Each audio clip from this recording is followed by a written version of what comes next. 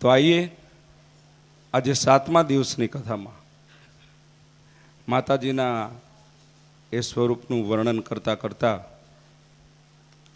વ્યાસગાદી પર બિરાજમાન પૂજ્ય વિક્રમ મહારાજ શાસ્ત્રીને આપણે અહીંથી કરબદ્ધ પ્રાર્થના કરીએ, આપ બધાએ મળીને, કે 7મા દિવસની કથાથી મને તમને બધાને માના કથાથી લાભાન્વિત કરે. પૂજ્ય શાસ્ત્રીજી, હરિઓમ તસ્ત.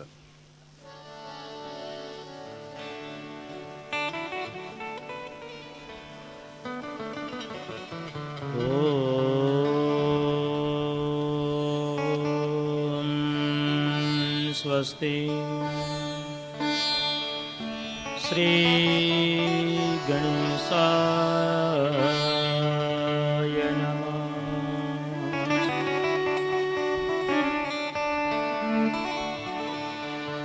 શ્રી સરસ્વતીએ નમઃ.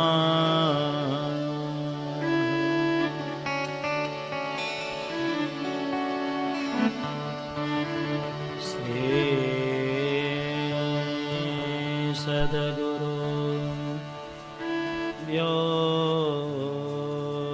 નમઃ.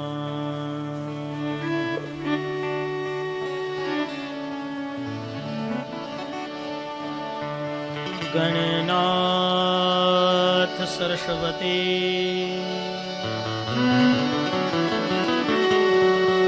રવિ શુક્રમ બૃહસ્પતિ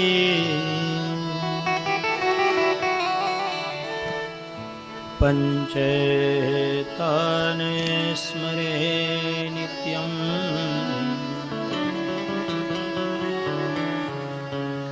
વેદવાણી પ્રવર્તતે.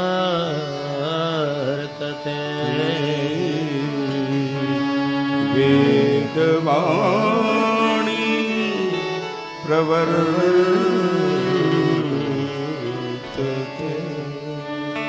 નમસ્તે શારદે દેવી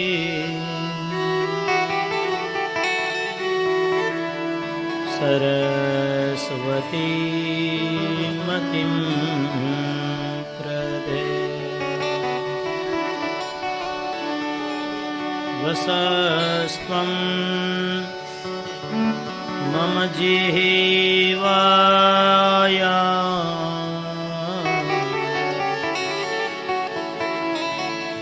સર્વ વિદ્યા પ્રદા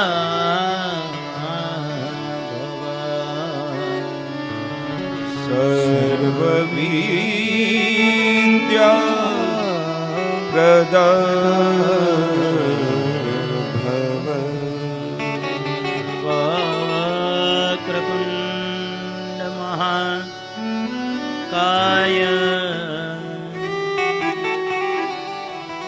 સૂર્યકોટિ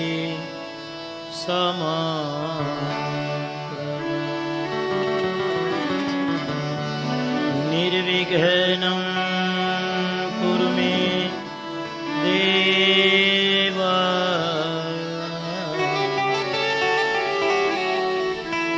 સર્વ કાર્યેષુ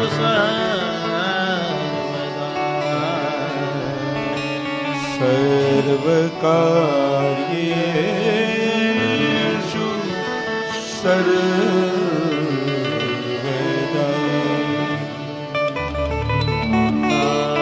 ભવાની જનકો ભવાની બંધુર ભવાની ભગિની ભવાની ગોત્રમ ભવાની સ્વકુલમ ભવાની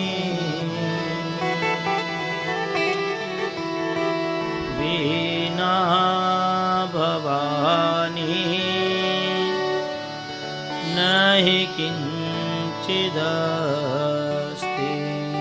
વીના ભવાની નહીં કિંચિદસ્તિ યા દેવી સર્વભૂતેષુ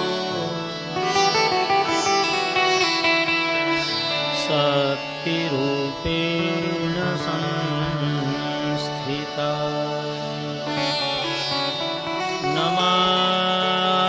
નમસ્તસ્યૈ નમસ્તસ્યૈ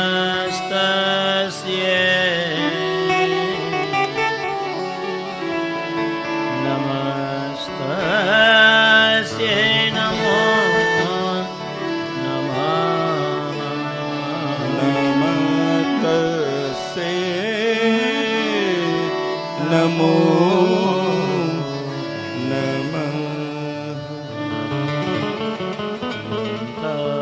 પ્રવિશ્ય મમ વાચમિમાં પ્રસુપ્તા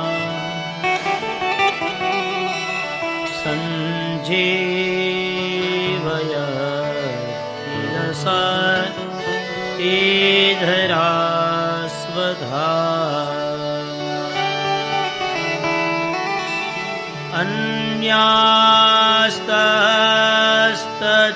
અન્યાસ્તસ્તચરણા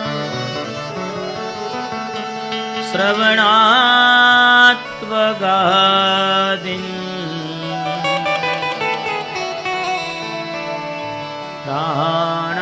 પ્રાણાન્નમો ભગવતે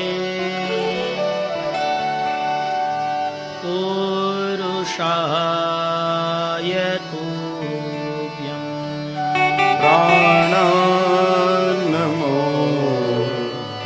ભગવતે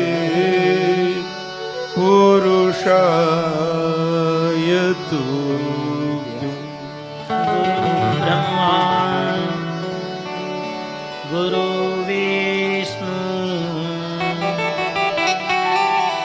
ગુરુદેવ મહેશ્વર ગુરુર સાક્ષાત પરબ્રહ્મ તસ્मै શ્રી ગુરુવે નમઃ તસ્મૈ શ્રી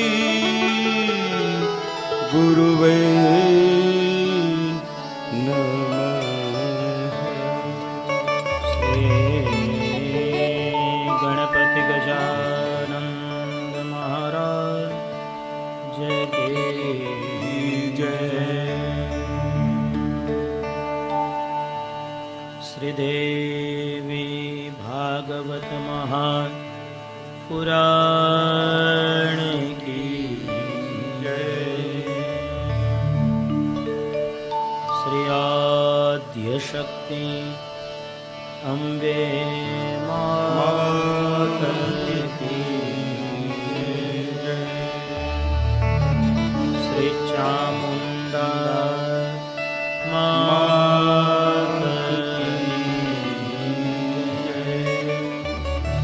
શ્રી ગંગેશ્વર મહાદેવ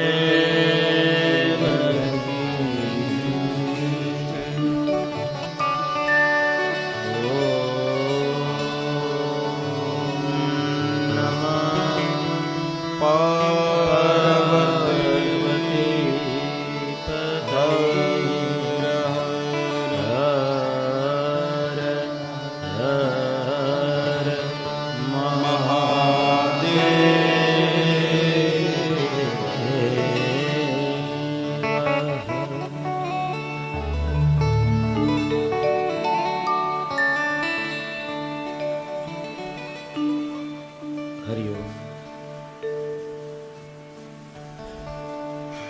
આ બ્રહ્મકીટ જનની રાજરાજેશ્વરી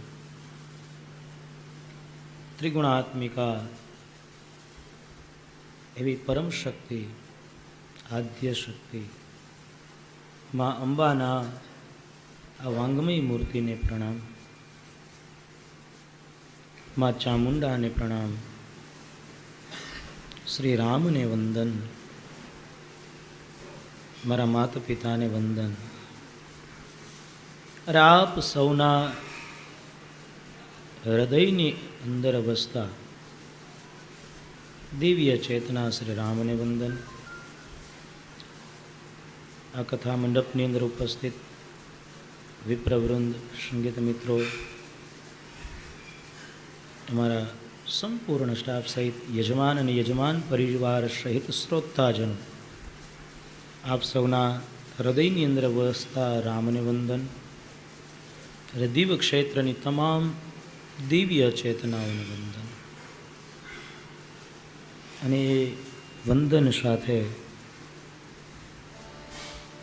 માં ભગવતીનું સ્મરણ. જય અંબે ભૂ, તેમાં કલ્યાણ છે. જય અંબે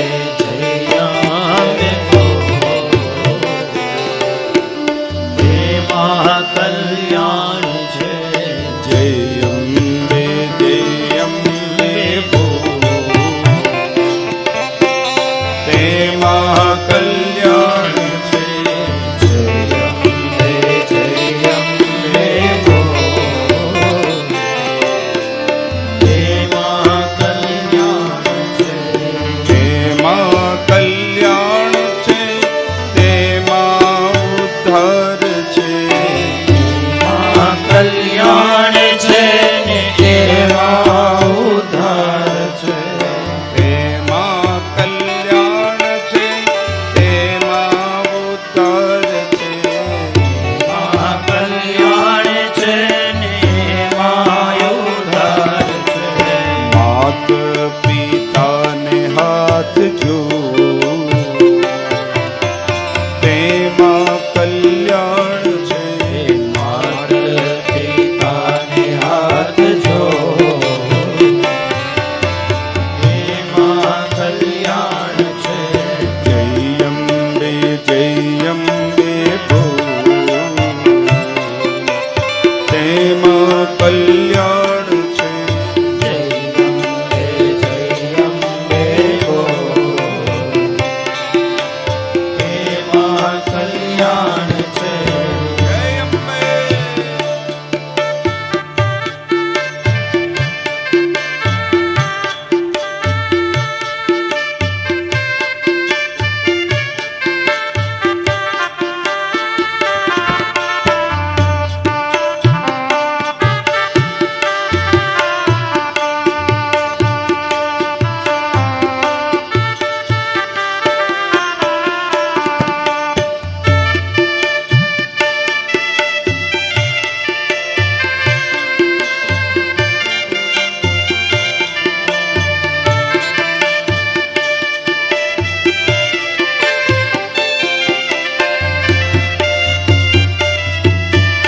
અંબે નામ વિનાનું જીવન નકામું.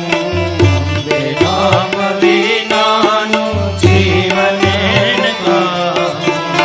અંબે નામ વિનાનું જીવન નકામું.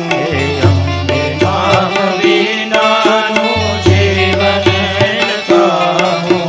એ દુઃખ સર્વે જાય છે, સુખ આવે સામું.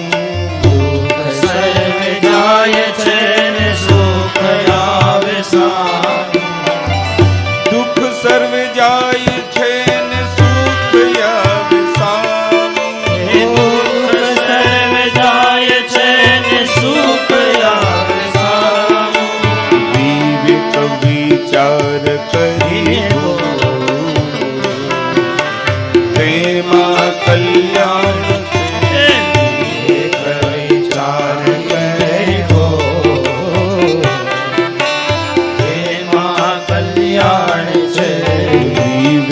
વિચાર કરી ભૂ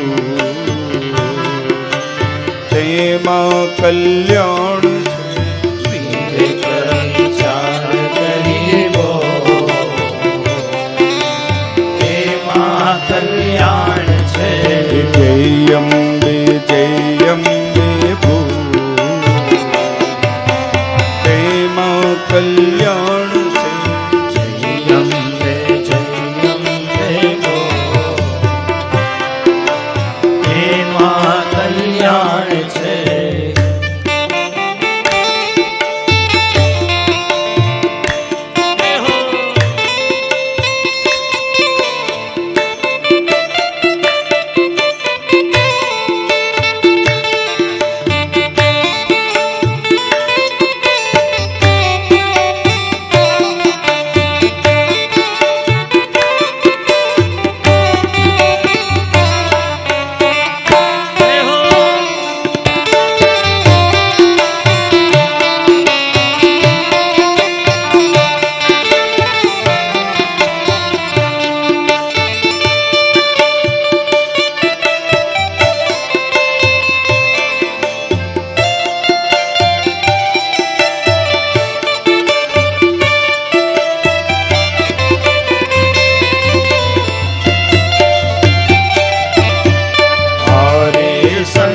સંસારિયામાં માયાની હાટડી સંસારિયામાં માયાની હાટડી હરે સંસારિયામાં માયાની હાટડી હરે સંસારિયામાં માયાની હાટડી જડ છે માયાને ચેતન છે આત્મા જડ છે માયાને ચેતન્ય આત્મા જડ છે માયાને ચેતન છે આત્મા જડ છે માયાને ચેતન્ય આત્મા એ સત્સંગમાં આવીને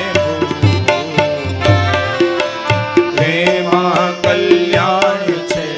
સત્સંગમાં આવીને બો એમાં કલ્યાણ છે. સત્સંગમાં આવીને તેમાં કલ્યાણ છે. સત્સંગમાં આવીને બો એમાં કલ્યાણ છે. જય અંબે ભો એમાં કલ્યાણ છે. જય અંબે બો એમાં કલ્યાણ છે. જય અંબે. જય હો.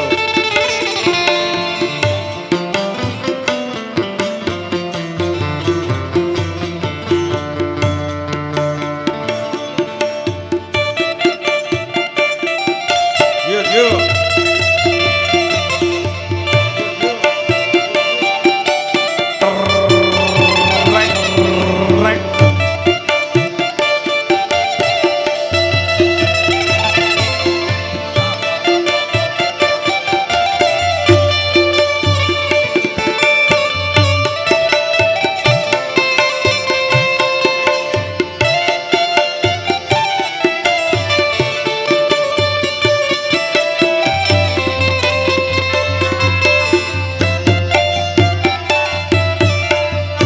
અવસર મળ્યો આજના દિવસે અવસર મળ્યો આજના દિવસે અવસર મળ્યો આજના દિવસે અવસર મળ્યો આજના દિવસે નામ લેવાને આજ અંબા બોલાવે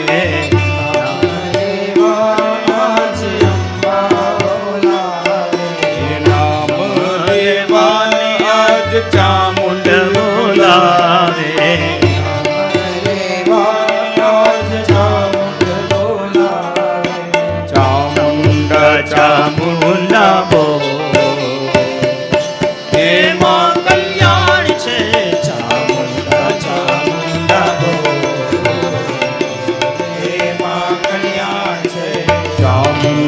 ચામુંડા બોલ એમાં કલ્યાણ છે ચામુંડા ચામુંડા બોલ એમાં કલ્યાણ છે જય અંબે બોલ એમાં કલ્યાણ છે જય અંબે બોલ એમાં કલ્યાણ છે એમાં કલ્યાણ છે એમાં ઉદ્ધાર છે એમાં કલ્યાણ છે એમાં ઉદ્ધાર છે એમાં કલ્યાણ છે ને એમાં ઉદ્ધાર છે ઓ એમાં કલ્યાણ છે ને એમાં ઉદ્ધાર છે માત પિતાને હાથ હાથ જોડ એમાં કલ્યાણ છે માતા પિતાને હાથ જોડ એમાં કલ્યાણ છે માત પિતાને હાથ જોડ એમાં કલ્યાણ છે માતા પિતાને હાથ જોડ એમાં કલ્યાણ છે જય અંબે ભવાની એમાં કલ્યાણ છે જય અંબે બોલ એમાં કલ્યાણ છે જય ચામુંડા બોલ એમાં કલ્યાણ છે જય ચામુંડા બોલ એમાં કલ્યાણ છે જય અંબે બોલ એમાં કલ્યાણ છે જય ચામુંડે બોલ એમાં કલ્યાણ છે જય અંબે ભવાની જય અંબે જય ભવાની જય અંબે જય ભવાની જય અંબે જય ભવાની જય અંબે જય ભવાની જય અંબે જય અંબે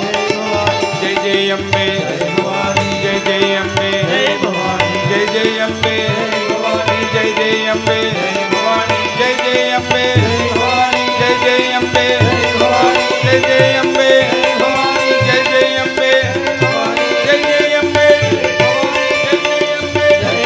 જય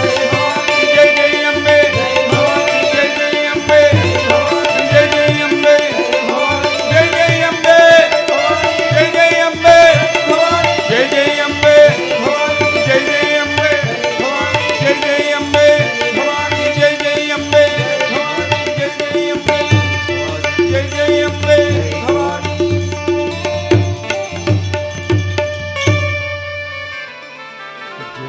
અંબે જય અંબે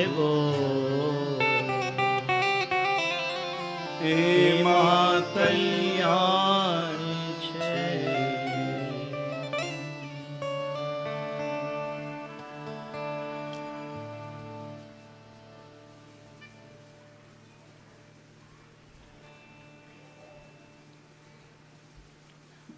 રાજરાજેશ્વરી પરાશક્તિ પરાંબિકા માં જગત જનની માં મંગલકરણી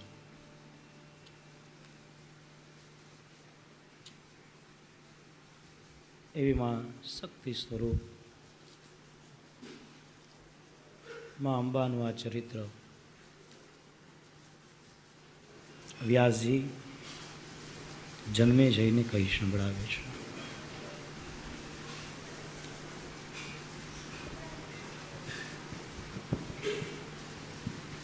માં ભગવતી અનેક અસુરોનો સંહાર કર્યો, અનેક દૈત્યોનો નાશ કર્યો. જ્યારે જ્યારે આ પૃથ્વી ઉપર અનિષ્ટ તત્વોની વૃદ્ધિ થાય છે, ત્યારે ત્યારે યોગ માયાનો આશ્રય લઈ અને નારાયણ અવતારો લે છે. દેવતાઓ દુઃખી થાય એટલે બ્રહ્માજીની પાસે જાય. બ્રહ્માજી પોતાની સાથે દેવતાઓને સાથે લઈ ભગવાન નારાયણની પાસે જાય છે. અને એ નારાયણ યોગ માયાનો આશ્રય કરી યોગ માયાને સાથે રાખી અને પોતાની લીલા કરે છે.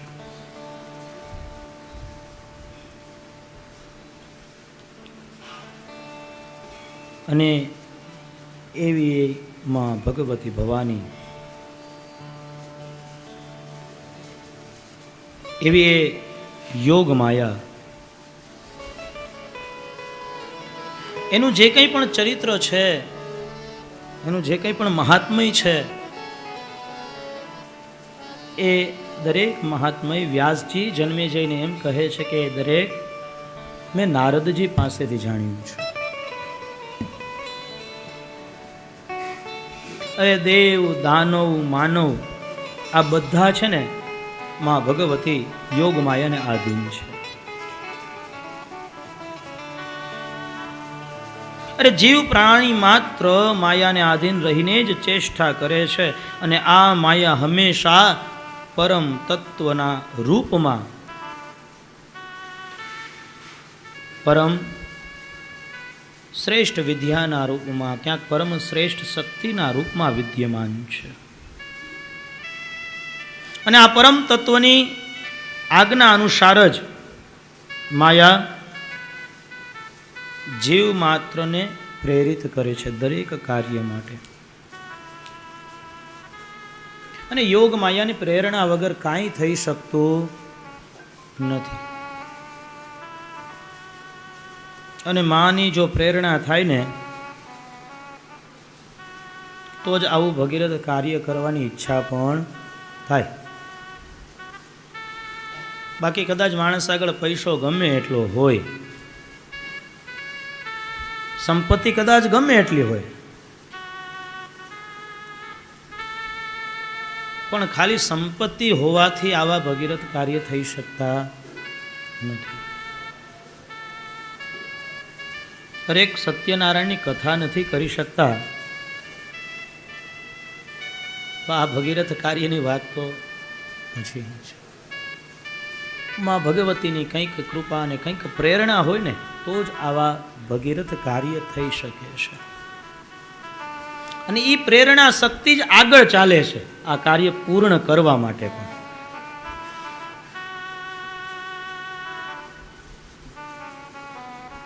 એ શક્તિ જો આગળ ન હોય ને તો આ કાંઈ થઈ શકતું નથી. અને શુભ કાર્યનો પ્રારંભ કરો ને એટલે રાક્ષસો તો ઘણા બધા આવે, વિઘ્ન ઘણા બધા આવે, અલગ અલગ પછી ગમે એ સ્વરૂપે આવે. પણ માં યોગ માયા છે ને એ શક્તિ એવી છે ને, એની પ્રેરણાથી જ બધું થતું હોય તો એ યોગ માયા જ એ વિઘ્નને દૂર કરે છે. બસ આપણે તો સાચા હૃદયથી એના શરણે જવાનું હોય. સાચા હૃદયથી એનું તમે શરણ સ્વીકારો ને એટલે બધા જ વિઘ્નમાં યોગ માયામાં, મહામાયામાં ભગવતી દૂર જરૂર કરે છે. વ્યાસજી કહે છે કે હે જન્મે જય, શ્રીમદ દેવી ભાગવતનો પૂર્વાર્ધ મેં તમને સવિસ્તાર કહી સંભળાવ્યું. અરે આ પૂર્વાર્ધની પવિત્ર પરમ પુરાણની કથા જે કોઈ સાંભળે પરમ ગતિને પામે છે. શ્રીમદ ભગવતી ભાગવત, શક્તિ ભાગવત કયો કે દેવી ભાગવત સર્વ પુરાણોના સાર સમાન છે અને વેદોની તુલના કરે એવું છે. પવિત્ર પુરાણ, મન, દેહ, બુદ્ધિ આ બધાને પાવન કરનારું આ પુરાણ છે. ચિત્તની શુદ્ધિ કરે છે. ધન, પુત્ર, સુખ, આરોગ્ય, દીર્ઘ આયુષ્ય અને જીવન મુક્તિ આપનારી સંજવી કોઈ જો વિદ્યા હોય તો આ દેવી ભાગવત છે. અને પૂર્વાર્ધને પૂર્ણ કરી વ્યાસજી ઉત્તરાર્ધની અંદર પ્રવેશ કરે છે. સૂતૌવાચ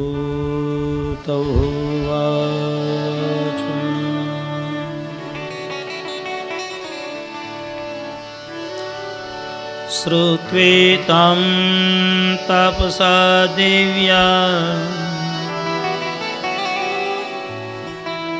તથા રાજા મૃદાન્વિત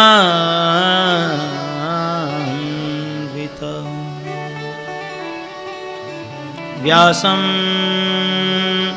તપસ્ય ધર્માત્મા પરીક્ષિત શ્રુત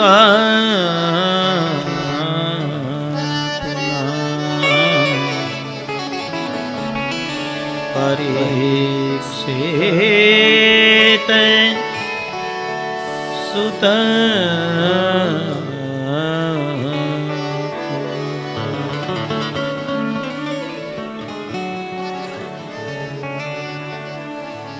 શ્રુત્વેવા તાપસા દિવ્યા કથામ રાજા મુદાન્વિત. સૂતજી કહે છે કે હે ઋષિમુનિઓ, તપસ્વી એવા વ્યાસજી પાસેથી આ બધી જ કથાઓ સાંભળી અને જન્મે જઈ પ્રસન્ન થયા.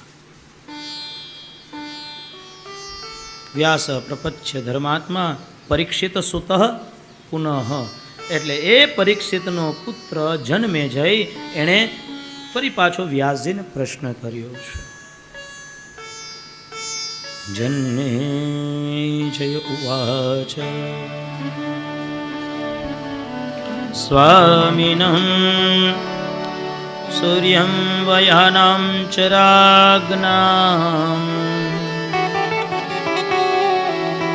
વંશસ્ય વિસ્તરા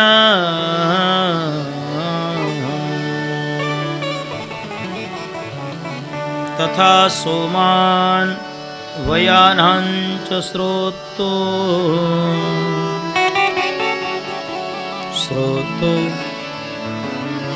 કામોસ્મિ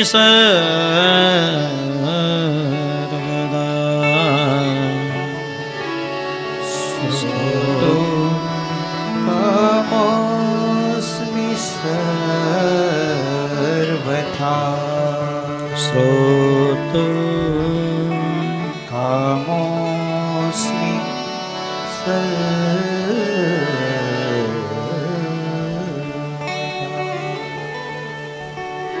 શૃણુ ભારત વક્ષ્યામિ રવિવંશ્યસ્ત વિસ્તરમ યથા શ્રુતમ મયા પૂર્વે નારદા દૃષતમા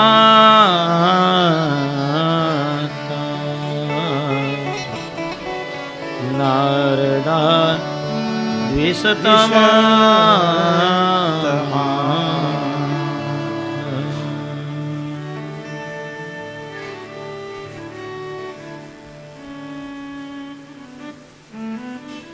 પરીક્ષિત પુત્ર જન્મે જઈ વ્યાસજીને વંદન કરીને કહે છે કે હે સત્યવતી નંદન,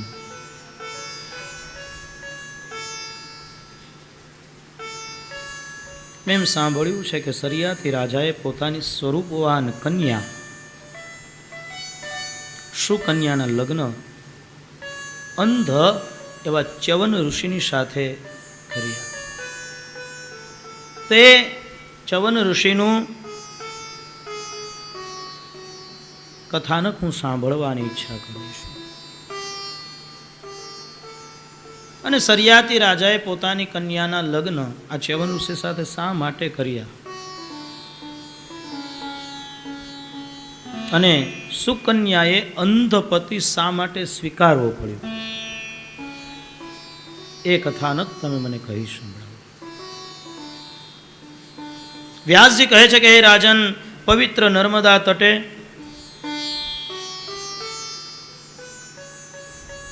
ચ્યવમ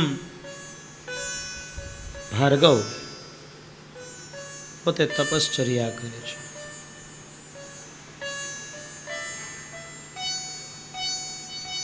અને ઇન્દ્રને થંભાવી દઈ અને એમણે રાજપુત્રી સુકન્યાને પોતાની પત્ની તરીકે પ્રાપ્ત કરી હતી. ભૃગુર મહર્ષે પુત્ર ભૂચવન્યું નામ ભારત સમીપે સરસસ્વસ્ય તપસ્તેપે મહાધૃતિ. મહર્ષિ ભૃગુ અને એનો પુત્ર એટલે ચવન પોતે મહાતેજસ્વી છે, પ્રતાપી છે. પોતે સરોવરની પાસે આવીને તપ ચાલુ કર્યું છે. વિરાસન લગાવી સ્થિર બેસી અને પોતે તપ ચાલુ કર્યું છે. દિવસો વીતવા લાગ્યા, મહિનાઓ વીત્યા, વર્ષો વીત્યા. વર્ષો જેમ જેમ વીતવા લાગ્યા ને એમ એ ચવન ઋષિનું શરીર સુકાવા લાગ્યું. આજુબાજુ પાંદડાઓનો ઢગલો થવા લાગ્યો છે. પરિસ્થિતિ પછી તો એવી થઈ કે ઉદયે મોટો બધો રાફડો બનાવી દીધો છે. અને એ સરસ્વતી તટે મુનિવર્ય ચવન ઉગ્ર તપ કરીએ છો. મૌન વ્રત ધારણ કરી અને સમાધિષ્ઠ બન્યા. અરે માં ભગવતી જગદંબાનું ધ્યાન કર્યું છે. અન્ન જળ આ સર્વનો ત્યાગ કરી તલ્લીન બની માં ભગવતીનું સ્મરણ કરે છે.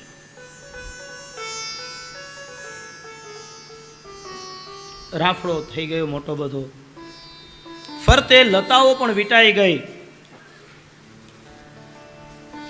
અરે પછી તો પરિસ્થિતિ એવી થઈ કે રાફડો એટલો મોટો થઈ ગયો ને કે ચવન ઋષિ દેખાતા બંધ થઈ ગયા. માત્ર એમાંથી બે ચમકતી આંખો દેખાય છે. અને એવા સમયે સૂર્યવંશી સરિયાતી રાજા પોતે જંગલની અંદર શિકાર કરવાને માટે ગયા છે.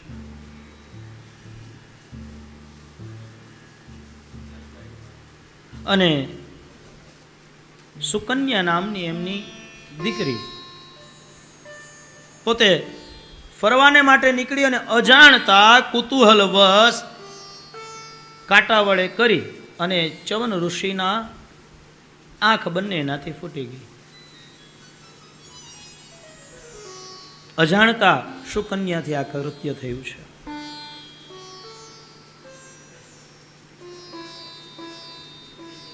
અને અજાણતા આવું કૃત્ય થયું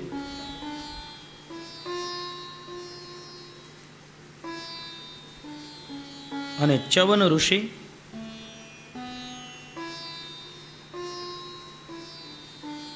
એમના શાપને કારણે રાજાની જે કંઈ પણ સેનાઓ હતી ને એ સકલ સેનાઓનું મળમૂત્ર બંધ થઈ ગયું.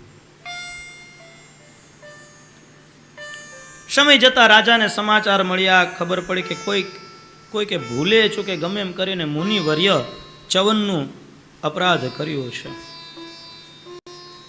અરે મુનિ આ વનની અંદર જ તપ કરે છે અને પોતે ક્રોધી છે. એટલે સુકન્યાએ પિતાને બધી હકીકત પણ કહી સંભળાવી. આ હકીકતથી એમણે વાકેફ કર્યા પિતાને. અને એ સમયે ત્યારે રાફડાની પાસે જઈ અને એની અંદર બેસેલા ચવન મુનિને રાજાએ વંદન કરી અને ક્ષમા માગી છે.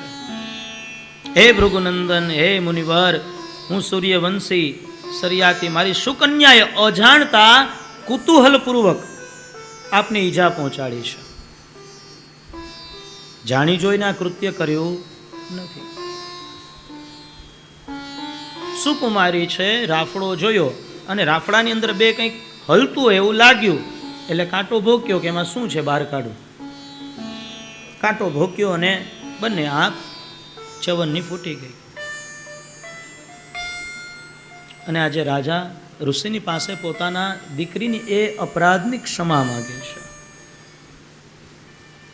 હે રાજન, ઋષિ કહે છે કે તારી પુત્રીએ મારી આંખ ફોડી મને કષ્ટ આપ્યું, મેં કંઈ શાપ નથી આપ્યો. અરે ફક્ત અનિષ્ટ કૃત્યોને કારણે કુદરતે તમારા સૈન્યને આ બધી સજા કરી છે. અરે હું તો માં ભગવતીની ઉપાસના કરું છું, માં જગદંબાની ઉપાસના કરું છું, હું તો દેવી ભક્ત છું. માં જગદંબા તમારી ઉપર કોપાયમાન થયા હશે, હું તો સાવ અંધ બની ગયો. એક તો વૃદ્ધ અવસ્થા છે, અને હવે મારી સેવા કોણ કરશે? તારી પુત્રીએ અપરાધ કર્યો છે, માટે તારી પુત્રીને મેળવીને જ હું ક્ષમા કરીશ. તારી કન્યા મારી સેવા કરશે તો હું તપ કરી શકીશ. અરે હું તો સંયમશીલ તપસ્વી છું. ચ્યવન ઋષિના આવા વચનો સાંભળી અને સુકન્યા પોતે પણ સંમત થઈ છે. સરિયાતી રાજાએ કબૂલ કર્યું અને મુનિને પ્રસન્ન કર્યા, અને મા જગદંબાની કૃપાએ સરિયાતી રાજાના બધા જ કષ્ટ દુઃખ થયા. અને પછી વ્યાસજી કહે છે કે હે જન્મે જઈ, સરિયાતીએ પોતાની વહાલસોઈ દીકરી સુકન્યા વિધિપૂર્વક ચ્યવન ઋષિને આપી છે. રાજાએ કન્યાદાન આપ્યું. અરે તપ એ જ એનું ધન. એવા મુનિએ રાજાએ દહેજ આપવા માટે પ્રયત્ન કર્યો ને, ત્યારે દહેજ લેવાની એકદમ ના કહી છે. તપો દ્વંદ સહનમ. તપ એટલે સુખ દુઃખ જેવા દ્વંદને સહન કરવું, એનું નામ જ તપ. અને તપ કર્યા વગર કાંઈ મળતું નથી. તપવું તો પડે જ. એક જ જગ્યાએ બેસી અને માં ભગવતીની કથા સાંભળી, અને એ પણ તપ છે.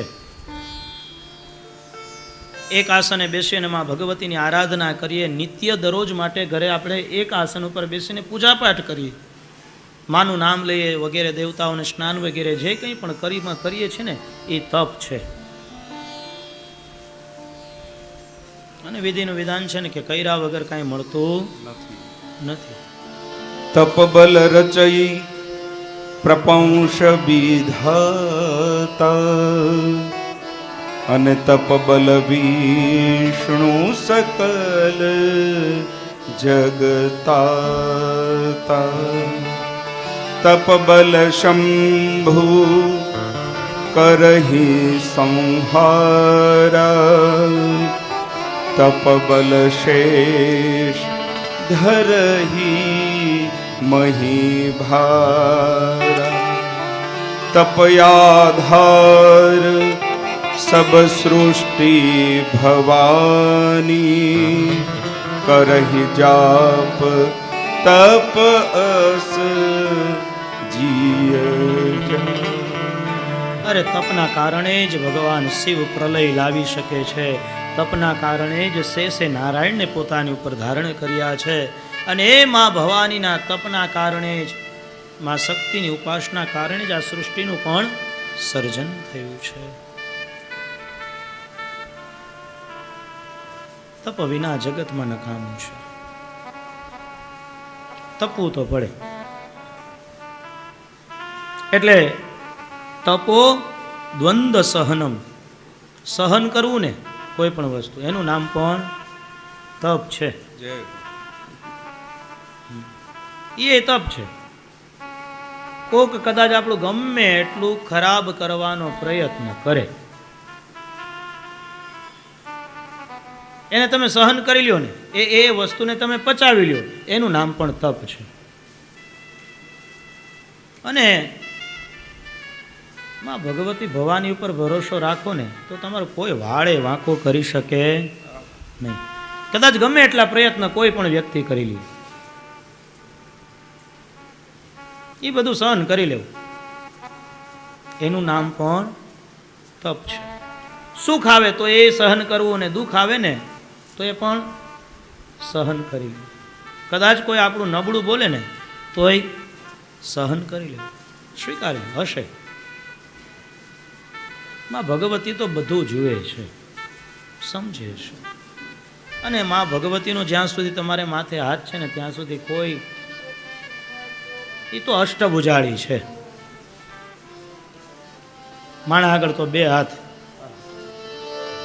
अम्बा की शरण में आजा,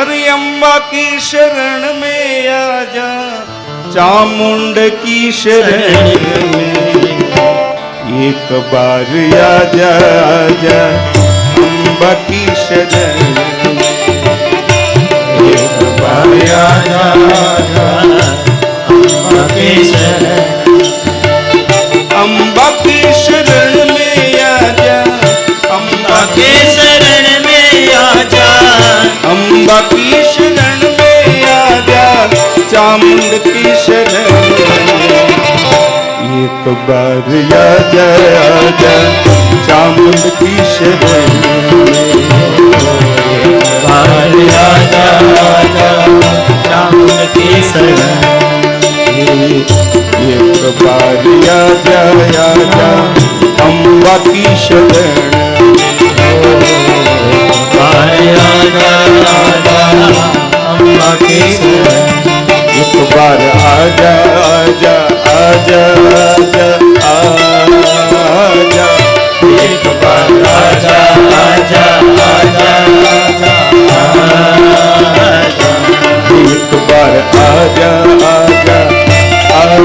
आजा आजा, एक बार आजा आजा आजा आजा,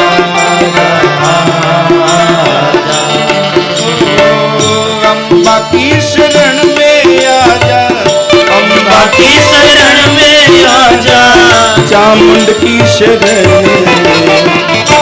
एक बार आजा आजा, अम्बा की शरण एक बार आजा आजा, अम्बा की शरण.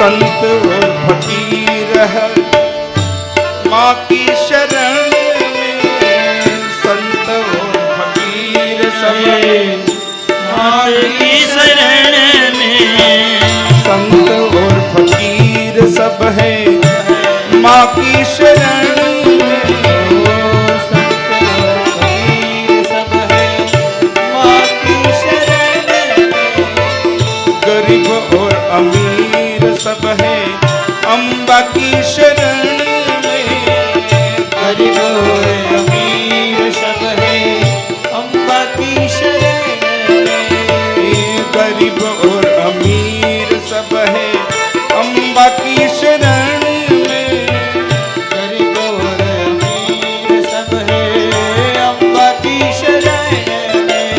ये अम्बा सबको मिलती है, चामुंड सबको मिलती है, चामुंड सबको मिलती है.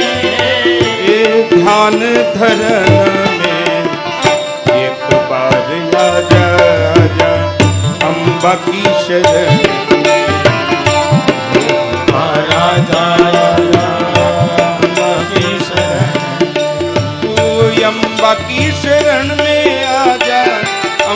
की शरण में आजा अम्बा की शरण में एक बार आजा आजा अम्बा की शरण में एक बार आजा आजा अम्बा की शरण में एक बार आजा आजा अम्बा की शरण बार आजा आजा अम्बा की शरण एक बार आजा आजा आजा आजा आजा एक बार आजा आजा आजा आजा जय अम्बे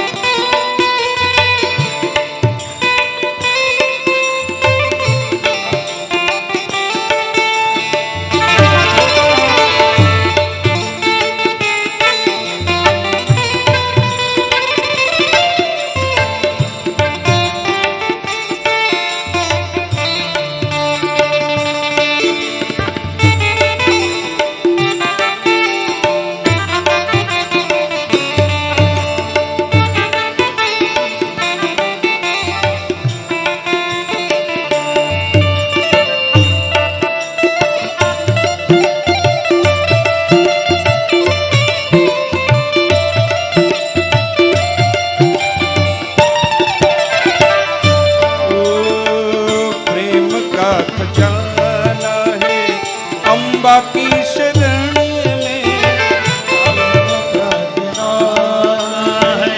अम्बा की शरण में प्रेम का खजाना है अम्बा की शरण में प्रेम का खजाना है अम्बा की शरण में मन प्रसन्न होता है अम्बा की शरण में मन प्रसन्न होता है अम्बा की शरण में सब दुख दूर होते सब दुख दूर होते अम्बा की शरण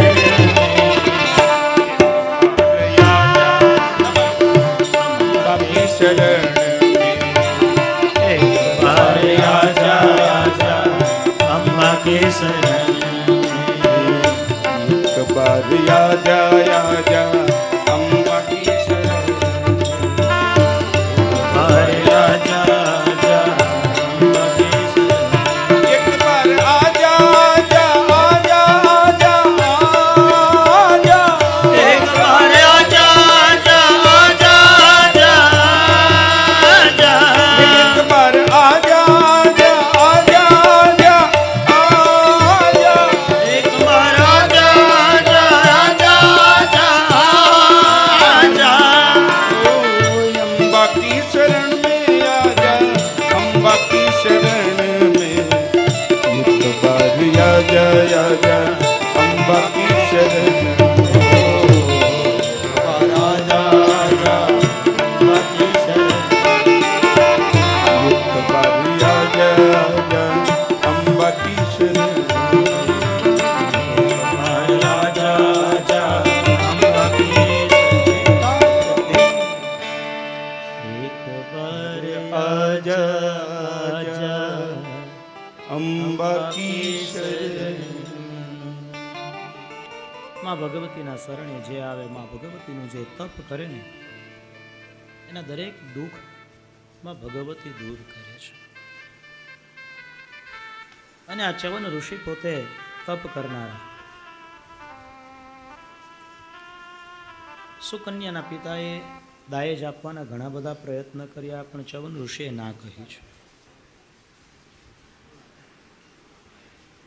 અને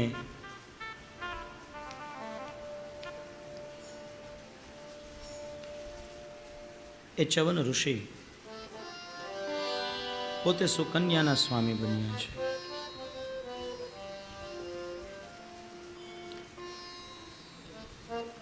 અરે ભારત વર્ષમાં મુનિવર્યોના જીવન દ્વારા ધ્યેયની પરાકાષ્ઠા જોવા મળે છે. રામ પોતે વનવાસ ગ્રહણ કર્યો ત્યારે રામે પણ કઠોર તપ કર્યું છે. અને રામનું ધ્યેય એક જ છે, પિતૃ આજ્ઞાનું પાલન. શ્રી રામની ધ્યેય નિષ્ઠા છે. અને આપણો આ ભારત વર્ષનો ઇતિહાસ એમ કહે છે કે દરેક વ્યક્તિએ જીવનમાં કોઈક ધ્યેય તો ધારણ કરવું જોઈએ.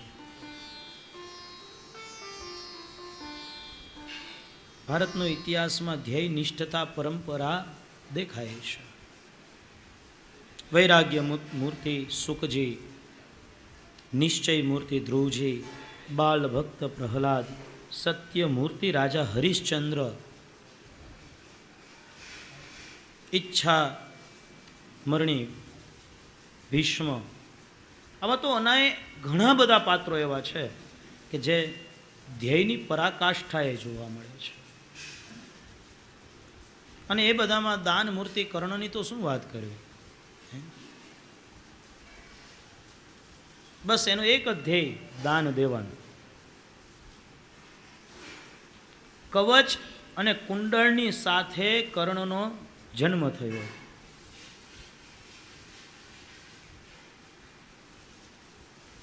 મા ભગવતી કુંતાએ સૂર્યનારાયણની ઉપાસના કરી અને એ સૂર્યની કૃપા દ્વારા કર્ણનો જન્મ થયો. એની કથા આપણે આગળ સાંભળી. સૂર્યની કૃપાએ સંતાનની પ્રાપ્તિ થઈ ને એટલે કવચ અને કુંડળ સાથે કર્ણનો જન્મ થયો છે.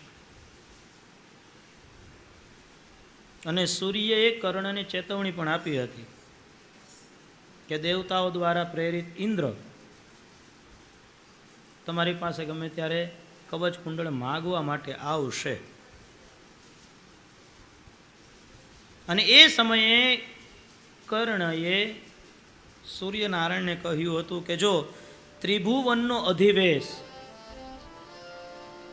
સ્વર્ગનો રાજા એવો ઇન્દ્ર મારા બારણે જો ભિખારી થઈને આવે, મારી આગળ માગવા આપે, તો પછી એના કરતા વધારે મારે જીવનમાં બીજું શું જોઈએ.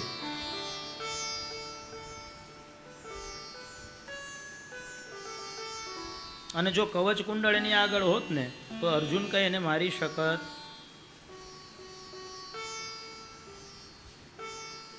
Krishna was a great politician.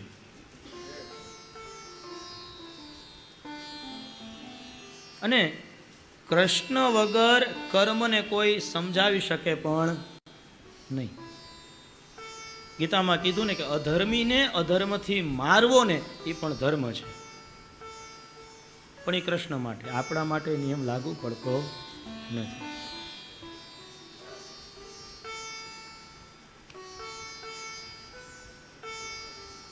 કુરુક્ષેત્રના મેદાનની અંદર ભયંકર જ્યારે યુદ્ધ ચાલુ હતું ને, સામ સામે એક બાજુ અર્જુન છે, બીજી બાજુ કર્ણ છે.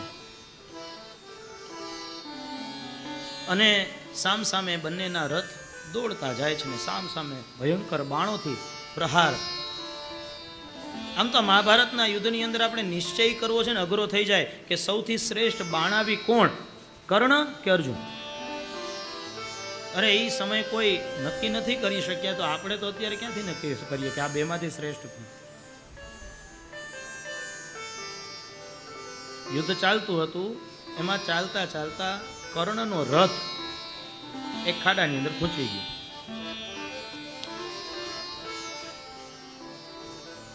અને એવા સમયે કર્ણએ પોતાનું બાણ તીર જે કંઈ પણ હારે હતું ને અત્યારે બધા પાછળ રથમાં મૂક્યા અને કર્ણ નીચે ઉતર્યો. અને જે રથનું પૈડું અંદર ભરાઈ ગયું હતું એને કાઢવા માટે પ્રયત્ન કરે છે. અને એવા સમયે કૃષ્ણએ અર્જુનને કહ્યું કે અર્જુન આજ બરોબર સમય છે, માર તીર, મારી નાખાને. કૃષ્ણ એટલે ધર્મ. ધર્મએ આજ્ઞા કરી કે આને મારી નાખ. અને એવા સમયે કર્ણ કૃષ્ણને કહે છે કે પ્રભુ તમે તો ધર્મ રૂપ છો અને અર્જુનને આવા અધર્મની વાત સમજાવો છો? આવું અધર્મનું કાર્ય કરવાનું તમે અર્જુનને કહો છો? અને એ સમયે કૃષ્ણએ સાચું ધર્મનું સ્વરૂપ કર્ણને સમજાવ્યું કે કર્ણ, યાદ કર, તું મને ધર્મની વાત કરે છે ને, તો પોતે ધર્મનું પાલન કરે છે? યાદ કર, ભર સભાની અંદર જ્યારે દુશાસન દ્રૌપદીના ચિરહરણ કરતો હતો, ત્યારે એ દ્રૌપદીએ હાથ જોડી અને સભામાં જેટલા લોકો બેઠા હતા એ બધાને વિનંતી કરી હતી કે મારી લાજ તમે બચાવો. દ્રૌપદીએ ધર્મની દોહાઈ આપી હતી. તું પણ ત્યાં હાજર હતો અને કદાચ તું જો ધારત ને તો દુશાસનને રોકી શકત. તારામાં સામર્થ્ય હતું, તારામાં શક્તિ હતી કે તું દુશાસનને રોકી શકત. પણ છતાં તે દુશાસનને રોક્યો તો નહીં. તું જો અધર્મનું પાલન કરતો હોય તો પછી અહીંયા તારે ધર્મની વાત કરવાનો કોઈ અધિકાર જ નથી. એટલે અધર્મીને અધર્મથી મારવો એ પણ ધર્મ છે.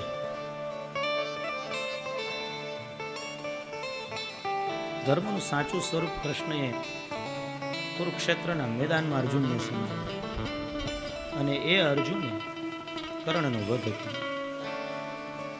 અને એ સમયે જો કુંડળ અને કનક આ બધું કવચ ને બધું જો એની આગળ હોત તો અર્જુન એને મારી ના શકે.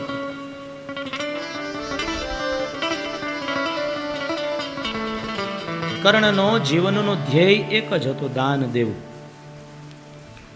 કર્ણ જેવો બીજો કોઈ દાની થયો નથી. એમ જીવનનું કંઈક ધ્યેય હોવું જોઈએ. અરે ધ્યેય વગરનું જીવન છે ને એ આખું જીવન નકામું છે. અને વ્યાસજી કહે છે કે હે જન્મે જઈ, જીવનમાં જો ધ્યેય હોય ને તો જ તપ આવે છે. માટે જીવનને સૌથી પહેલા તો ધ્યેય નક્કી કરવો, જીવનમાં કરવું છે શું. અને આ ધ્યેય નક્કી કરવું ને એ બહુ કઠિન છે. પ્રત્યેક પિતાએ પોતાના સંતાનોને કોઈક પણ પ્રકારનું કંઈક ધ્યેય આપવો જ જોઈએ. પણ આ ધ્યેય કેવળ ભૌતિક હોય એ ન ચાલે. પણ ધ્યેય સાથે કંઈક આધ્યાત્મિકતા જોડાયેલી હોવી જરૂરી છે. કંઈક આધ્યાત્મિકતા. પિતા પોતાના પુત્રને એક ડોક્ટર બનાવવાનો ધ્યેય આપે, પણ એ ભૌતિક ધ્યેય છે. પણ સાથે પિતા પુત્રને ડોક્ટર બનાવવાનો ધ્યેય તો આપે, પણ સાથે માનવતા રાખીને અથવા તો સારા વ્યક્તિ બનીને ડોક્ટર બનવું એવો ધ્યેય આપે ને એ જરૂરી છે. અરે જન્મ જે સંતને આપે જનેતા એ જ કહેવાય. અગર શુરુ અગર દાતા ગુણો જે ના સકલ કરણ કુંતા તણો જાયો બન્યા ભગવાન ભિખારી. કરણ કુંતા તણો જાયો, અરે બન્યા જ્યાં ભગવાન ભિખારી. કસોટી કરણની કીધી કસોટી કરણની કીધી ખરેખર એ જ જણના જન્મ જે સંતને આપે જનેતા એ જ કહેવાય એ જ કહેવાય. જય જન્મ જે સંતને આપે એ જ જનેતા વાત એ સાચી છે. એક પુત્ર પણ જો સારો થાય ને તો એ એક પુત્ર 71 પેઢીને તારે છે. આ 71 જે શબ્દ છે ને એ સંસ્કૃતનો છે. એક ઉત્તર એક 71 નહીં પણ એક ઉત્તર એક 101. એકડો વચ્ચે 0 ને પાછો એની ઉત્તરમાં 1 એટલે 101. ધન્ય છે જનેતાને કે જે સારા સંતાનોને જન્મ આપે છે. મહામુનિ ચ્યવને કહ્યું કે હે સરિયાતી, મારે ભૌતિક સંપત્તિ ન જોઈએ, દહેજમાં કંઈ ન જોઈએ, કારણ કે તપ એ જ મારી ભૌતિક સંપત્તિ છે. હું નેત્રહીન બની ગયો છું, હવે હું કોઈ કાર્ય કરી શકું એમ નથી, એટલે મેં તારી કન્યાનો સ્વીકાર કર્યો છે. પિતા સરિયાતી જ્યારે પોતાના નિવાસ સ્થાને જાય છે ને ત્યારે સુકન્યા કહે છે કે પિતાજી, અમારા વસ્ત્ર, આભૂષણ, આ બધું પણ હવે તમે લેતા જાઓ. હવે હું વલ્કલ જ ધારણ કરીશ. આસન માટે મૃગ ચર્મ જ યોગ્ય છે. હું હવે મુનિવરની અર્ધાંગીની બની છું, માટે મારે પણ અરણ્ય જીવન જીવવું એ જ મારો ધ્યેય અને એ જ મારા જીવનની નિષ્ઠા રાખવી જોઈએ. કન્યાના આવા વચનો સાંભળ્યા અને ધર્મનિષ્ઠ સરિયાતીની આંખો સુકન્યાના આ શબ્દ સાંભળીને હર્ષને લીધે અશ્રુ ભીની બની છે. સુકન્યાને વલ્કલ વસ્ત્રમાં જોઈ અને સૈન્ય પણ આ બધું દ્રશ્ય જોઈ અને રડી પડ્યું છે. સૌ સજળ નેત્ર મુનિવર અને સુકન્યાને રજા લઈને રાજધાનીની પ્રતિ ચાલ્યા છે. અને આ સુકન્યા પોતે મુનિની સેવામાં લાગી ગઈ છે. વ્યાસજી કહે છે કે હે રાજન, રાજા સરિયાતી પોતાના નગર ભણી ચાલી નીકળ્યા. આ સુકન્યા પોતાના અંધ પતિ એને પ્રેમપૂર્વક એને જ પોતાનો ભગવાન માની અને એની સેવા કરી આવી છે. મુનિવર એ જ આ અર્ધાંગીના સાક્ષાત દેવ બની ગયા. બસ એના શ્વાસે શ્વાસે મુનિનું જ રટણ. પોતે સતી અરુંધતી અને અનસૂયા આનો આદર્શ પોતાની નજરની સમક્ષ રાખી અને સુકન્યા પોતાના પતિની સેવા કરે છે. પતિવ્રત ધર્મ પૂર્ણપણે પોતે પાળે છે. દરેક રીતે પોતાના પતિને પ્રસન્ન રાખવાનો પ્રયત્ન કરે છે, જાણે પોતે પોતાના પતિની નેત્ર જ્યોત બની ગયો હોય. અને એક દિવસ અશ્વિની કુમાર ચ્યવન ઋષિના આશ્રમમાં આવ્યા, પોતાનું નિત્યકર્મ કર્યું અને સુકન્યાને જોઈ એટલે સુકન્યાએ નતમસ્તક પોતાનો પરિચય આપ્યો છે આ બંને અશ્વિની કુમારોને. અને અથથી ઇતિ જે કંઈ પણ બન્યું હતું ને એ બધી હકીકત કહી સંભળાવી. અને પેલા અશ્વિની કુમાર કહે છે કે હે સુકન્યા, તારા પતિ ભક્તિ અને સતીત્વને નિહાળી અમે બહુ પ્રસન્ન થયા છે. તમે કંઈક ઈચ્છિત વરદાન માગો. અરે અમે દેવોના વૈદ્ય છીએ, અમે તમારા પતિને દિવ્ય દ્રષ્ટિવાળા રૂપવાળા અને યુવાન બનાવી દઈશું. અમારા દ્વારા એમને નેત્રની પ્રાપ્તિ અને યૌવનની પ્રાપ્તિ જરૂર થશે,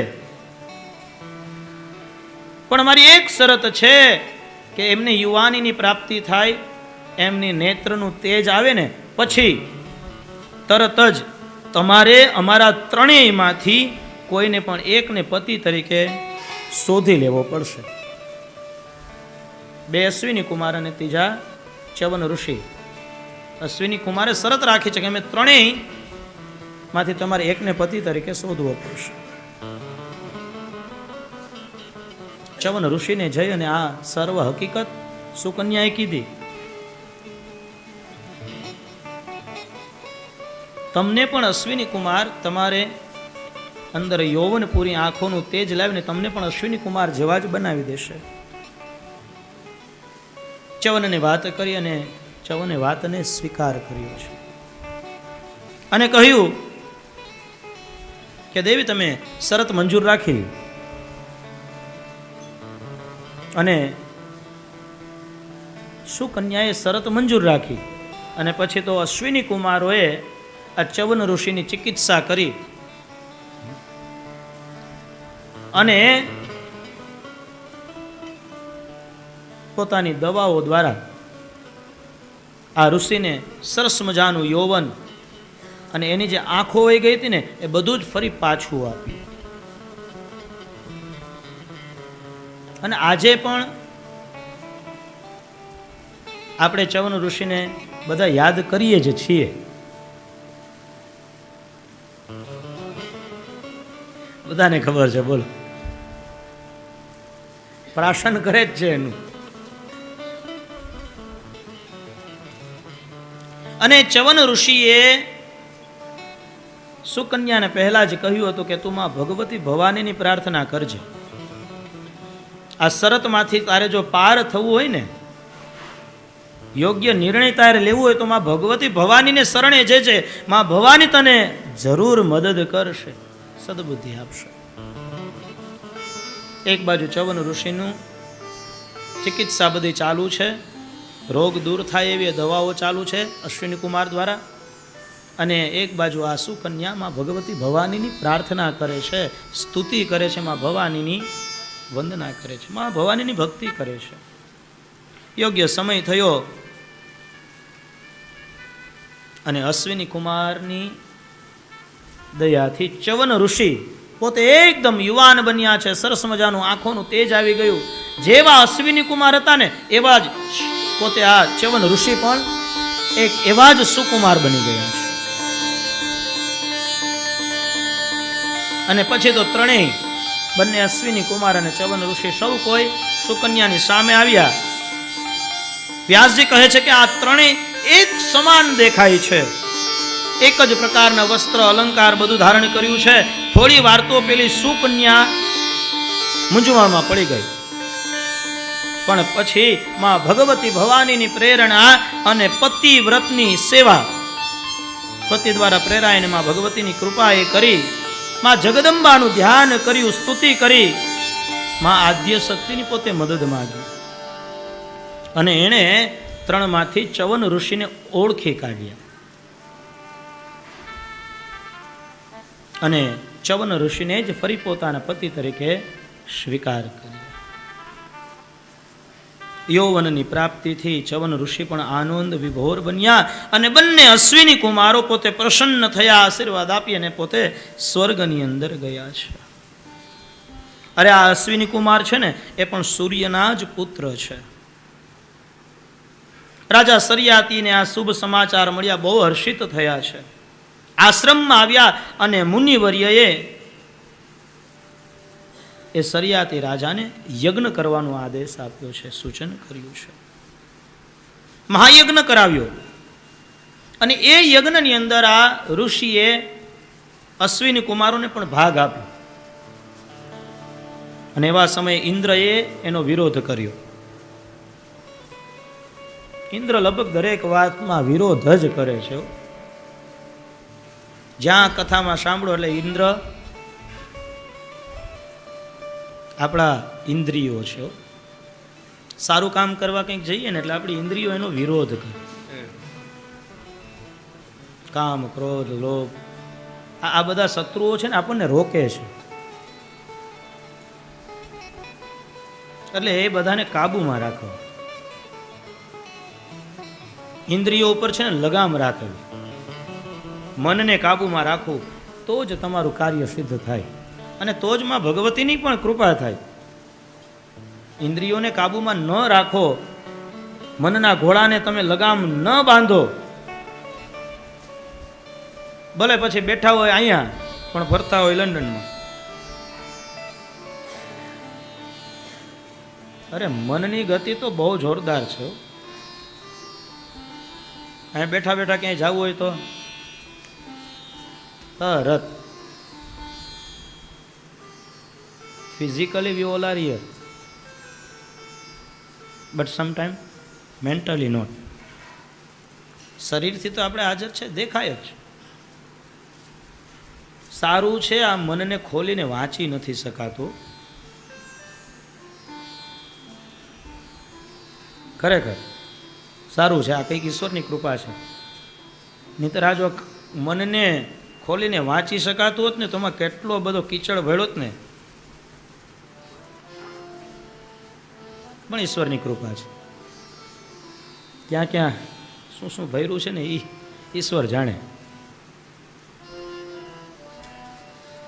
આ ખરેખર ઈશ્વરની મહેરબાની છે આપણા સૌ ઉપર. આપણને ભૂલવાની જે આદત આપી છે ને એ કૃપા છે ઈશ્વરની.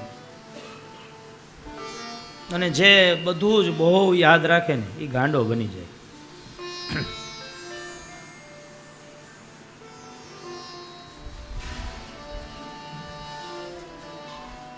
મુનિએ સરિયાતી પાસે યજ્ઞ કરાવ્યો અને એ યજ્ઞની અંદર પોતે અશ્વિની કુમારને પણ ભાગ આપ્યો અને ઇન્દ્રએ એનો વિરોધ કર્યો.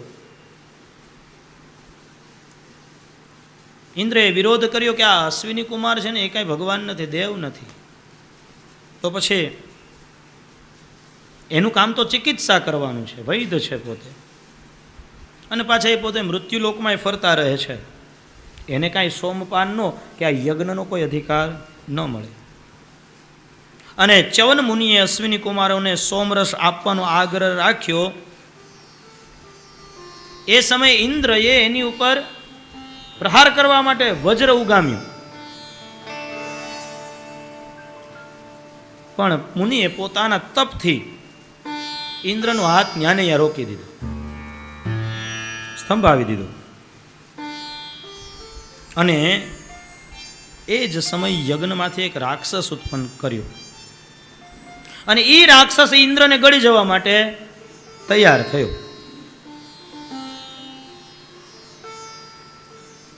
અને એવા સમયે ઇન્દ્રએ ચ્યવનનું શરણ યાચ્યું અને ચ્યવન ઋષિનું વચન માન્ય રાખ્યું. અને આ ઇન્દ્ર પોતે મુનિવરના ભયમાંથી પણ મુક્ત થયો.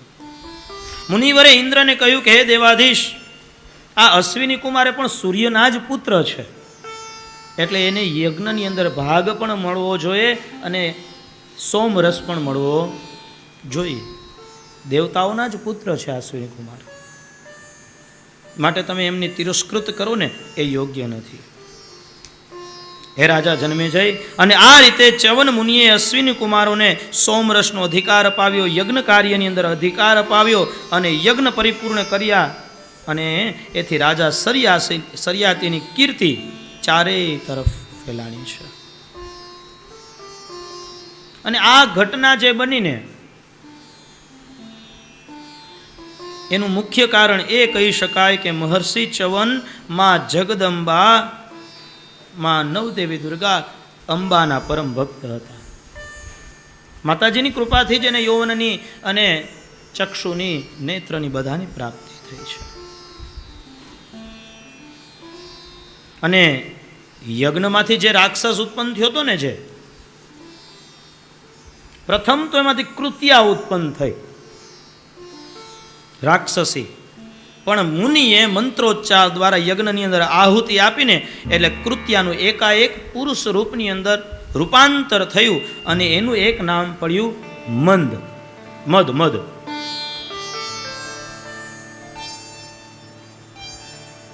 મદ એટલે બીજો એક અર્થ એવો થાય છે અભિમાન. ઇન્દ્ર આ રાક્ષસને જોઈને ગભરાણો, મુનિની ક્ષમા માગી અને મદનું શમન કરવા માટે ઇન્દ્રએ પણ માં ભગવતી ભવાની શક્તિની આરાધના કરી છે. અને ઇન્દ્રની પ્રાર્થનાને લીધે મુનિએ મદ અસુરનું શમન કર્યું. મદ એટલે અભિમાન. અને માં ભગવતીની ભવાની કરો ને, ભવાનીની આરાધના કરો તો તમારું અભિમાન ઓગળે. અને ઇન્દ્રનું અભિમાનને ઓગાળવા માટે જ આ મદ ઉત્પન્ન થયો છે. સરિયાતી રાજાના પુત્રનું નામ આનર્ત હતું અને આ આનર્તનો પુત્ર એનું નામ રેવત. અને એ રેવતે અનેક શત્રુઓને પરાસ્ત કરી અને સમુદ્રની બરોબર વચ્ચે કુશસ્થલી નામનું એક નગર વસાવ્યું હતું.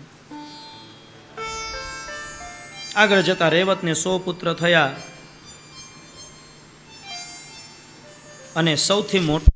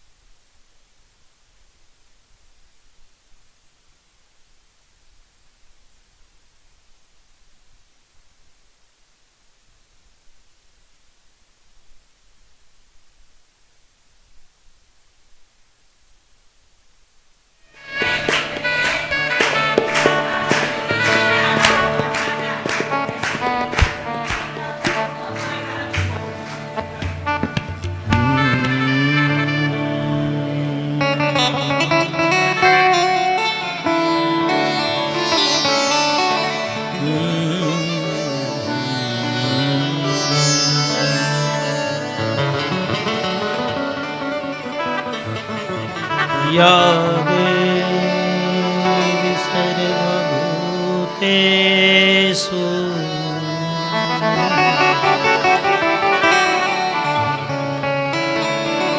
માતૃરૂપેણ સંસ્થિતા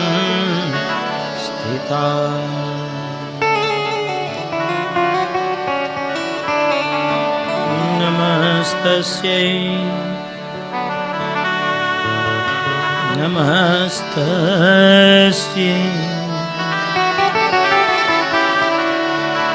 નમસ્તસ્યૈ નમો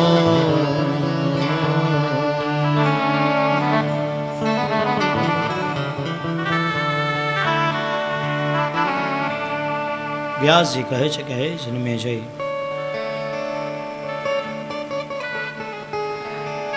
એ સુકન્યાના પિતા સરિયાતી, એનો પુત્રનું નામ આનર્ત, અને એ આનર્ત રાજાનું નામ આનર્ત દેશ ઉપરથી પડ્યું છે. અને એનો એક આનર્ત રાજાનો એક પુત્ર, એનું નામ રેવત. રેવતને 100 પુત્ર થયા અને એક કન્યા, એનું નામ રેવતી. અને એ રેવતી કૃષ્ણના મોટા ભાઈ બલભદ્રને પોતે લગ્ન કર્યા.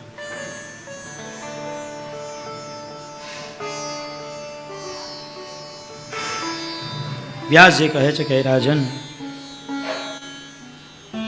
બલભદ્ર રેવતીની સાથે દ્વારકા આવ્યા અને એ રીતે બલભદ્રના લગ્ન પણ થયા છે.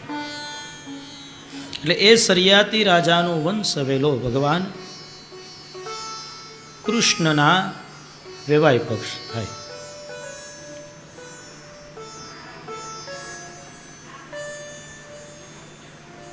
અને વ્યાસજી કહે છે હે રાજન,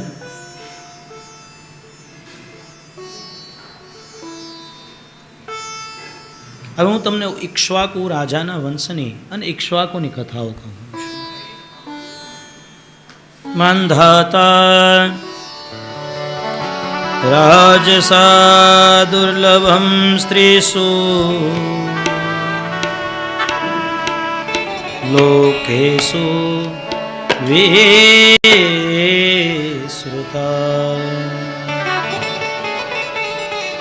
કથમ જાતો મહાબ્રહ્મ યૌવનાસ્વો નૃપોત્તમા. યૌવનાસો નૃપ.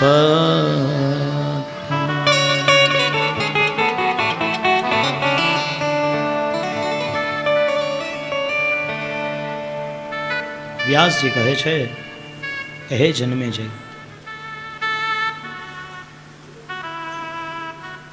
કૌરવ પાંડવોનું યુદ્ધ થયું અને પછી પાંડવોની યાત્રા પોતે નીકળ્યા છે. અને એ પાંડવો સેંધવારણ્યની અંદર ગયા છે. અને અહીંયા નદીઓનો નીરનો સ્પર્શ કર્યો અને એ યમુનાના કિનારે માંધાતા રાજાએ યજ્ઞ કર્યો હતો.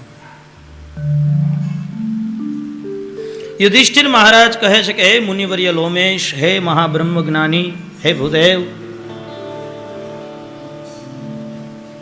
ત્રણેય લોકમાં વિખ્યાત અને રાજાઓમાં સિંહ સમાન મહાધનુર્ધારી એ રાજેન્દ્ર, એને યુવાવસ્થાની કઈ રીતે માંધાતાને પ્રાપ્તિ થઈ, એને કઈ રીતે પુત્ર થયો, એનું ચરિત્ર તમે મને કહી સંભળાવો. અને આ જ ચરિત્ર સાંભળવાની જન્મે જયની પણ મનમાં ઈચ્છા છે. અને એથી એ વ્યાસજી માંધાતાનું ચરિત્ર જન્મે જઈને કહી સંભળાવે છે. વ્યાસજી કહે છે કે હે રાજન, ઇક્ષ્વાકુ વંશમાં યુવાનસ્થ નામે એક રાજા થઈ ગયો અને એણે 1000 અશ્વમેઘ યજ્ઞ કર્યા. અશ્વમેઘ યજ્ઞ ઘણી કથાઓમાં આવે છે આ શબ્દ.